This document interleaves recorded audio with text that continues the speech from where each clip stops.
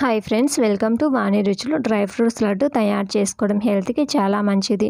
ప్యాన్లోకి 1 table spoon గసగసాలను add చేసుకొని వీటిని లో టు మీడియం ఫ్లేమ్లోని డ్రై రోస్ట్ చేసుకోవాలండి. కొంచెం దోరగా వేయించండి.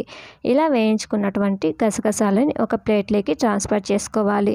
ఇప్పుడు అదే ప్యాన్ని స్టవ్ మీద పెట్టుకొని అందులోకి 1 టీ స్పూన్ నెయ్యిని యాడ్ చేసుకొని నెయ్యి కరిగిన తర్వాత అందులోకి కట్ చేసి పెట్టుకున్నటువంటి బాదం పప్పులు 1/2 కప్పు, అలాగే కట్ చేసినటువంటి జీడిపప్పులు 1/2 కప్, కట్ చేసినటువంటి పిస్తా పలుకులు కూడా 1/2 కప్ యాడ్ చేసుకొని నెయ్యిలో వీటిని కొంచెం దోరగా వేయించాలి. మనకి బాదం పప్పుల వల్ల పీచు పదార్థం, కాల్షియం, ఐరన్, మెగ్నీషియం కంటెంట్ అనేది ఎక్కువగా ఉంటుందండి. మనకి బాదం పప్పుల వల్ల హెల్త్ చాలా మంచిది.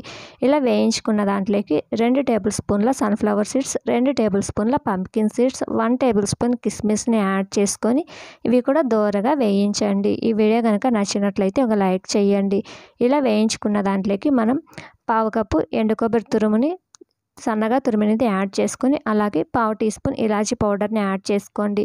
ఇలా కలిసేటట్టు కలుపుకోవాలి. మన సన్ఫ్లవర్ సీడ్స్, పంప్కిన్ సీడ్స్లో కూడా హెల్త్ బెనిఫిట్స్ చాలా ఉన్నాయండి. బీపీ, షుగర్ లెవెల్స్ని కంట్రోల్ చేస్తుంది. ఒంట్లో ఫ్యాట్ను కూడా తగ్గిస్తాయి. ఇలా ఫ్రై చేసుకున్న వాటిని ఒక ప్లేట్లోకి ట్రాన్స్ఫర్ చేసి పక్కన పెట్టుకోవాలి. ఇక్కడ ఖర్జూరం తీసుకున్నానండి. సీడ్స్ తీసేసిన ఖర్జూరం మనకి 1 కప్పు కొలత వచ్చేటట్టు చూసుకోవాలి. మన దగ్గర బ్లాక్ ఖర్జూరం ఉన్న బ్లాక్ ఖర్జూరం కూడా తీసుకోవచ్చండి. ఇలా తీసుకున్న ఖర్జూరంని మిక్సీ జార్లోకి యాడ్ చేసుకొని వీటిని కోర్సుగా గ్రైండ్ చేసుకోవాలి. ఇలా గ్రైండ్ చేసుకున్నటువంటి ఖర్జూరం పేస్ట్ని స్టవ్ మీద ప్యాన్ పెట్టి అందులోకి 1 టీ స్పూన్ నెయ్యిని యాడ్ చేసి మనం గ్రైండ్ చేసిన ఖర్జూరం పేస్ట్ని 1 or 2 మినిట్స్ లో ఫ్లేమ్లోనే నేతిలో బాగా వేయించుకోవాలి. ఇలా 2 మినిట్స్ వేయిస్తే కనుక మనకి కొంచెం మెత్తబడుతుందండి. ఇలా మెత్తబడ్డాక ఇందులోకి మనం వేయించి పెట్టుకున్నటువంటి డ్రై ఫ్రూట్స్ని యాడ్ చేసుకోండి. ఖర్జూరం మిశ్రమంలోకి డ్రై ఫ్రూట్స్ పూర్తిగా కలిసే విధంగా లో ఫ్లేమ్లోనే గరిటెతోటి బాగా కలుపుకోవాలి. ఇలా మొత్తం కలిసే విధంగా కలుపుకోండి. ఇలా కలుపుకున్నాక మనం స్టవ్ ఆపేసి ఇది పూర్తిగా చల్లారడానికి పక్కన పెట్టుకోవాలి. ఇక్కడ మనకి కొంచెం చేత్తో తాకేటట్టు ఉండాలండి. కొంచెం గోరువెచ్చగా ఉన్నప్పుడు మనకి డ్రై ఫ్రూట్స్ మిశ్రమాన్ని అంతా కూడా చేత్తోటి ఈ విధంగా ముద్దలాగా చేసుకోవాలి.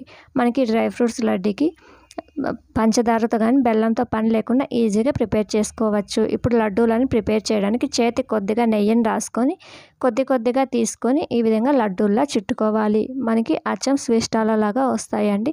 మనకి ఫ్లేవర్ కావాలనుకుంటే ఇందులో కొంచెం జాజికాయ పౌడర్ కూడా యాడ్ చేసుకోవచ్చు.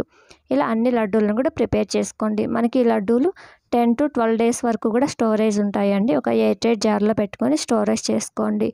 ఈ వీడియో కనుక నచ్చినట్లయితే లైక్ చేయండి, షేర్ చేయండి, సబ్స్క్రైబ్ చేయండి. అలాగే ఛానల్ కనుక ఫస్ట్ టైం చూస్తున్నట్లయితే సబ్స్క్రైబ్ చేసి బెల్ ఐకాన్ మీద క్లిక్ చేస్తే నోటిఫికేషన్స్ అనేది ముందుగా వస్తాయి. మరిన్ని రెసిపీస్ కోసం ఛానల్ని విజిట్ చేయండి.